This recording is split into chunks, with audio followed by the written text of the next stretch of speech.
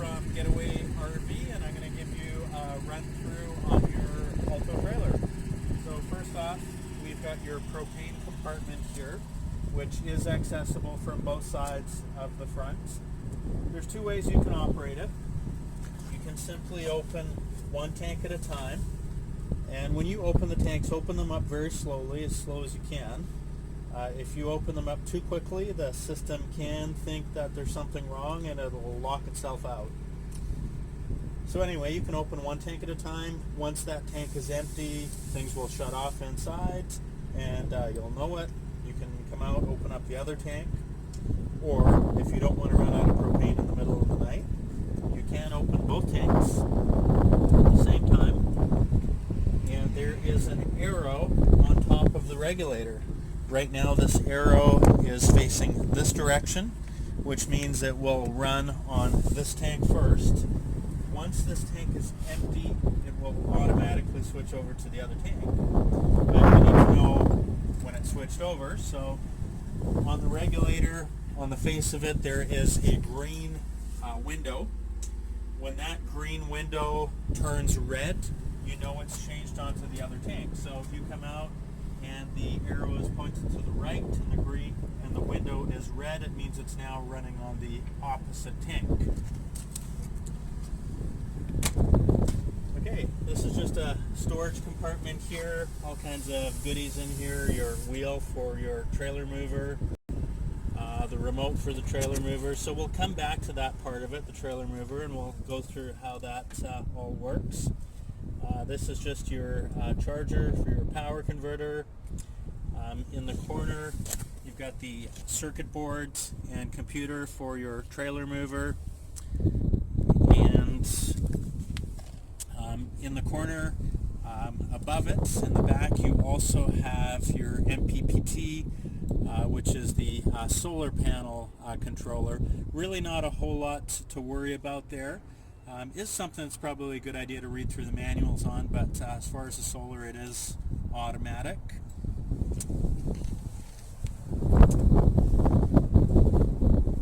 This is service access and ventilation for your fridge. It is controlled from inside. These are the valves for your sewer. So the big one here is your black water, and the small one is the gray water. So you actually have a black handle and a gray handle, which makes it easy as well. So if you're going to a dump station and you're going to empty it out, you empty the black water first just by pulling the valve. So take the cap off, hook your sewer hose up, put it in the dump station, empty the black first, let it all flush out, close the valve, and then empty the gray. That just rinses the sewer hose out, makes it a little bit cleaner. If you're going to a campsite where they have sewer hookups and you're going to be there for a few days, you can leave your gray valve open all the time if you want to. That way when you're using kitchen, bathroom, tap, showers, that type of thing, water just flows straight out.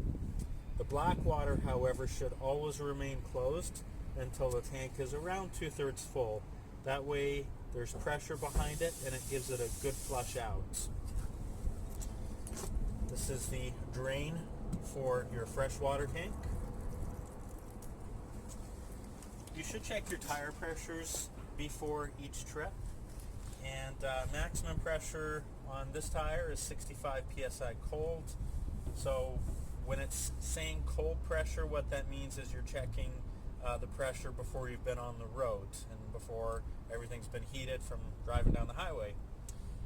So it is a good idea to check your tire pressure. It is a good idea also to check your wheel nuts before each trip too. So there's no jack or wheel wrench with this unit, but in order to check your wheel nuts, you would have to pop this cover off. I would recommend getting a torque wrench so you can actually torque the wheels. Typically they are torqued to between 100 to 110 foot-pounds. This is where you're going to hook your electrical cord to if you go to a campsite where they have hookups, or maybe you just want to plug in at home, charge everything up before you leave. This is where you fill up your freshwater tank. So if you're going somewhere where there's no hookups, you can fill it up before you get there. This is your city water hookup. With the city water, you should use a non-toxic water hose, which is a drinking water hose. And you should also use a water pressure regulator. And the regulator, you want to hook that on the tap on the campsite. That way it keeps the pressure off of not only the unit, but your hose as well. Sewer hose is stored in this little tube here. Got outside shower there.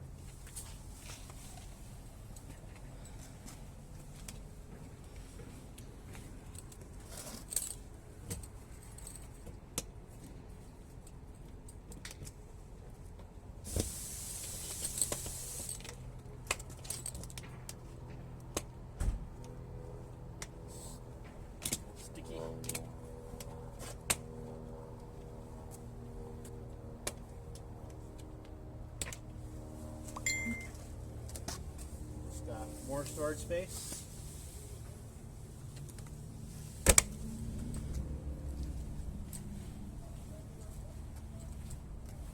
More storage space here.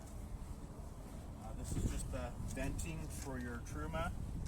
So you don't want to put anything too close to that. Electrical.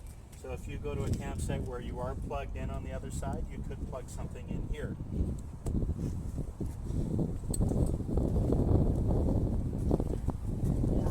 Storage space there. This is the crank for your stabilizer jacks, and the stabilizer jacks are located on all four corners. I want to just mention that these jacks are not for leveling the unit, they're for stabilizing only. To level the unit front to back, you would do that with the tongue jack there, and from side to side you would do it from the wheels using wheel chocks. And then all these are for is strictly stabilizing the unit.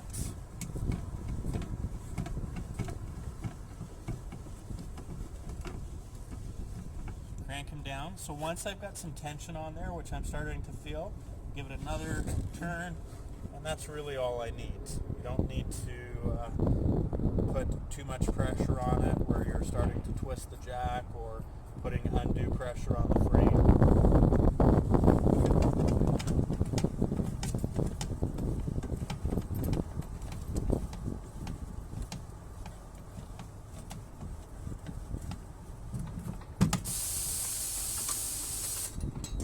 Okay, awning.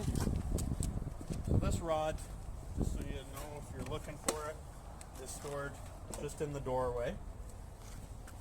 Just take it out.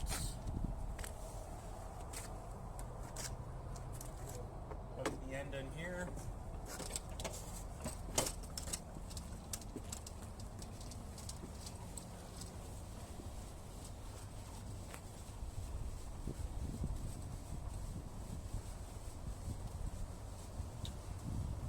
Crank it out. If the fabric's loose there, that's too much. So just back off. You want the fabric to be taut.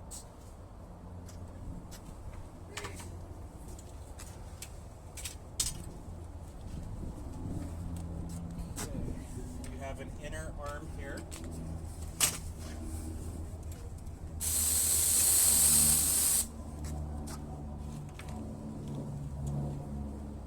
Okay, so you can do one of two things with this. You can actually peg it into the ground, straight up and down, and you can adjust your height with this knob on this side over here, right there, so you can adjust your height there. And it is a little easier if you're doing it with two people, just especially if it's a little bit, just as far as getting your height, a little bit easier. Okay, so you pull that out. Now, just put your foot on it, loosen the knob. If you're doing it by yourself, then just do a little bit of it on each side until you get it to the height you want it at. You want to leave one end just slightly lower, just so any rain can run off. When I mentioned, these are a sunshade.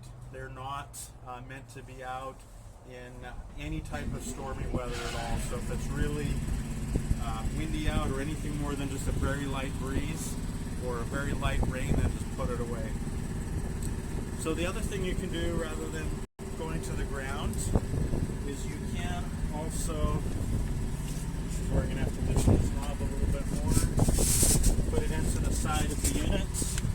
So you can see it'll slot down, that lifts up, and then down just like that. Okay, and then what I would do is I would raise it, tighten the knob. Okay, so either way it will work. Go down now. I'm going to just loosen that knob. I'm going to lift that cap, and I'm going to pull it out. When you're doing that, be very careful that when you pull it out, you're guarding the trailer so it doesn't get pushed against the sides.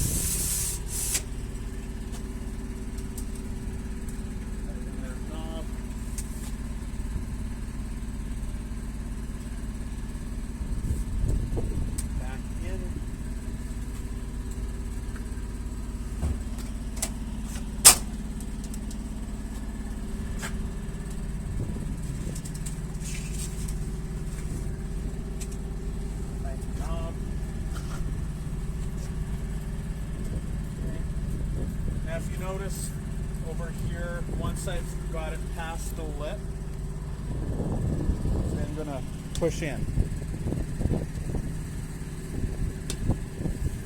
You want to make sure your foot is flat, and then it's going to clip into place, just like that.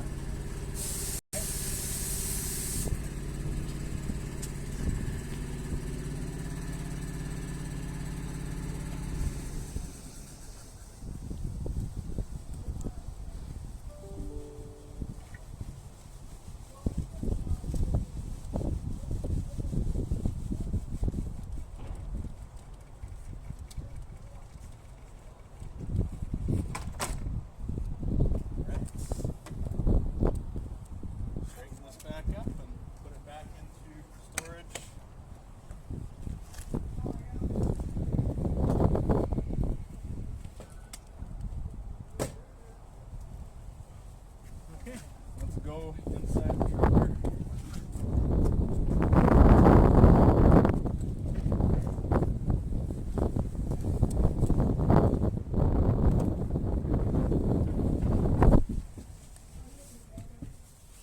So you got lots of buttons in here. So this is a good idea. As I said, there's also a video that Safari Condo puts out as well. I'd review theirs as well, just to make sure you're being thorough.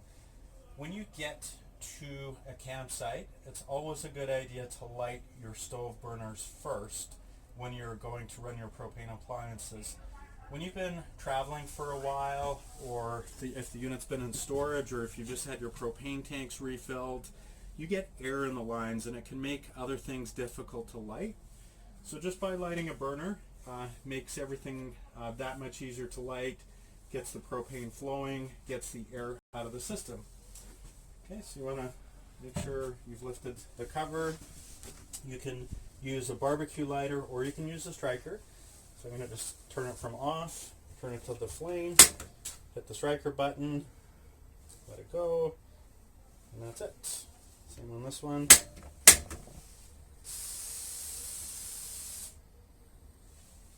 Okay. One thing I'll mention is these are for cooking purposes only. They are not in any way intended for heating the trailer. I don't care how cold it is outside, you do not want to use them for heat. For cooking only. Okay, and back to off. Let it cool down a little bit before you close the lids. Okay, over here you've got an outlet.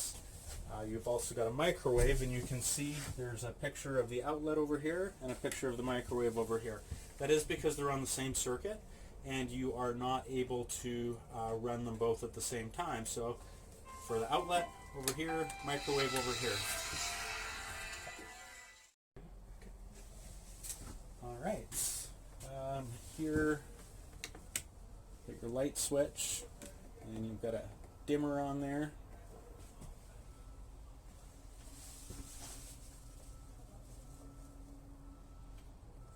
hard to see because it's so bright outside, but it is dimming. Okay, I'm going to turn that off. I'm going to come back to your Truma here. You have some USB outlets there, same here. And these are just light switches for various lights in the ceiling or outside. Monitor panel here. So this is the levels of your tanks and your battery condition.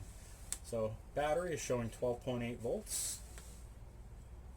Fresh water is full, 100%. Gray water is 0%. And black water is 0%. The switch here is your pump. The pump is if you're using water from your freshwater tank.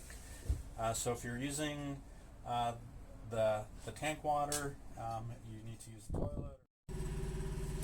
Okay, so here is your water pump. Just turn the pump on. That's if you're using water from the freshwater tank. So for using the bathroom, shower, etc., turn the pump on. You can run your water. And good idea when you are done with it just to shut it off. You don't want to leave it on all the time, especially if you are going out for a hike or you're going to be in bed. I find it's just a good habit to shut it off. Okay, the Truma. Okay, so what we've got, we can actually toggle through everything. So we've got motorhome is going to be your heat. The thermometer is going to be your hot water. The propane and electric is going to be your actual fuel source. We've got a fan only. Okay, so let's select fuel source first. So you can actually have a mix. So the mix is going to be propane and electric. You can have mix 2, which is going to be propane and still electric, but there's a dual element. Electric 1 is electric only with single elements, and electric 2 is the double element. So if you are plugged in at a 30 amp service, you can certainly use the double element. That'll give you a little more power and heat things up a little quicker. Okay, gas. I'm going to select gas, and I can go over to water heater, off, turn the dial, and I can have hot or boost. Usually hot suffices, so I'm at where I want to be, so I hit the button again. Now if I want heat, I'm going to toggle to the left, hit the button, it's off. I'm going to turn the dial, and I can crank it to whatever I want the heat at. Really cold, so I'll crank it right up. Or turn it off. You're going to have to turn it right down until you get back to off. Hit the button again. Hitting the button is kind of like hitting enter. Okay. I'm going to turn that back to off. And there you go. So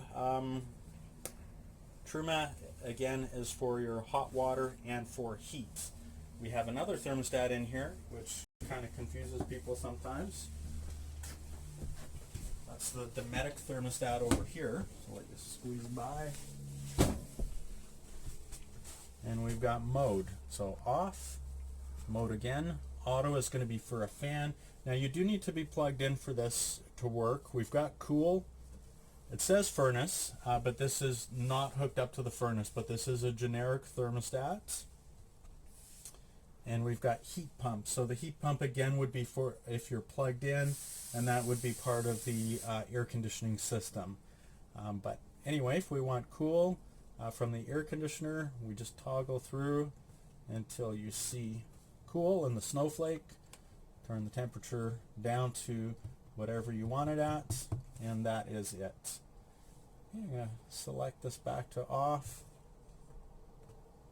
There we go, off. And if something is on, it'll just cycle through and then shut off. Okay, fridge.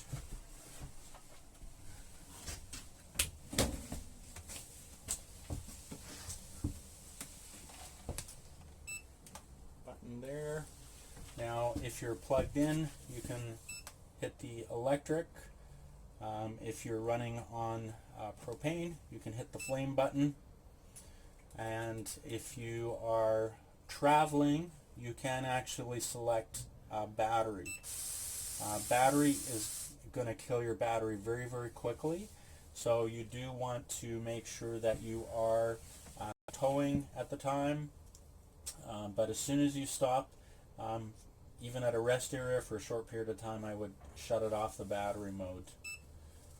Auto mode is going to run it on electric first. If there's no electric, it's going to run on propane. And off. Oh, sorry, you do have a temperature control here as well to go up or down.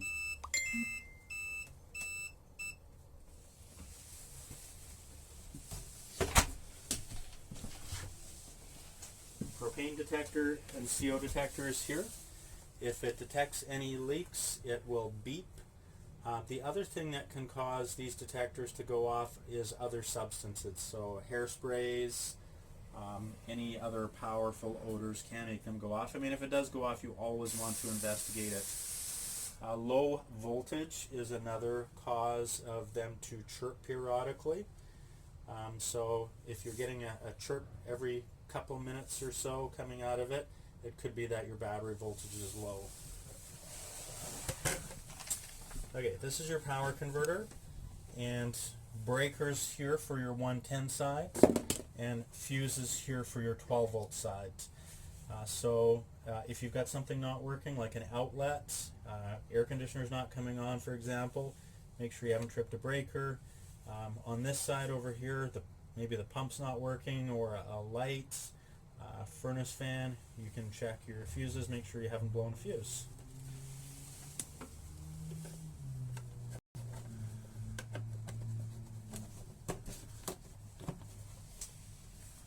Okay. Well, I think the next step for us is going to be to put the wheel on the front and have a look at that trailer mover. In this compartment, you'll see there's a little red key, and that goes into this little key slot here.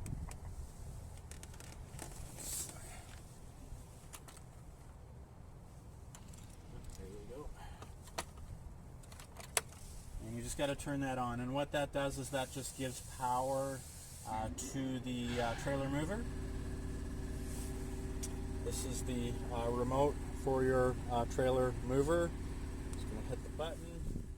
Okay, so you hold the select button in for 5 seconds, and I have a green light that's on there.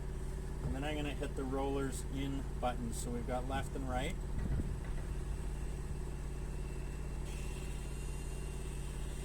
Okay, now you can see they're going in. I'm not holding anything.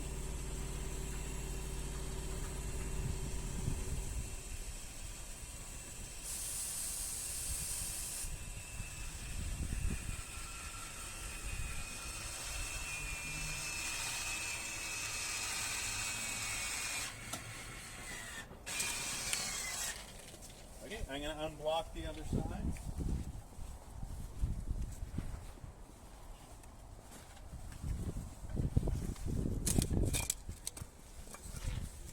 And I'm just going to double check everything around me here, make sure we're not too close to anything.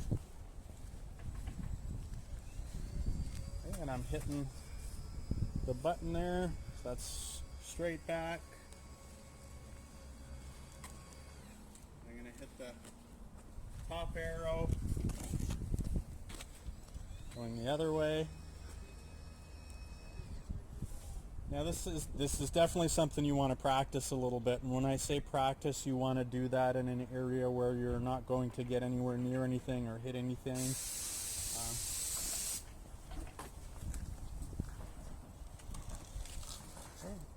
That's the bottom arrow there. You can see how it's turning. Go the other way.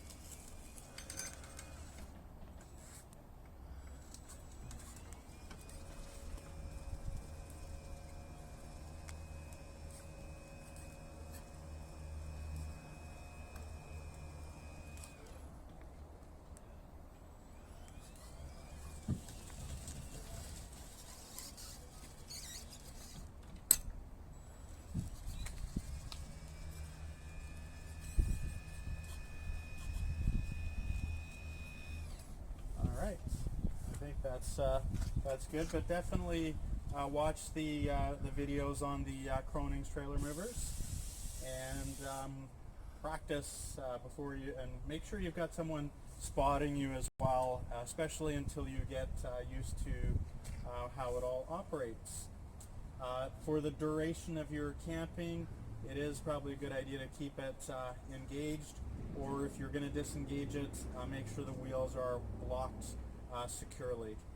And to turn the power off the system, you can simply just take the key out, just like that. Okay, I want to power the system back up. And you can line the little brass nub here down to that corner, turn it on.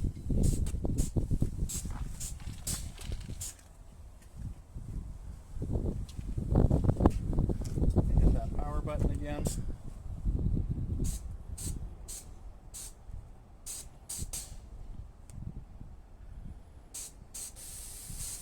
A little bright out. So now what I'm doing is I'm actually hitting the rollers out for them to come back out ready for travel.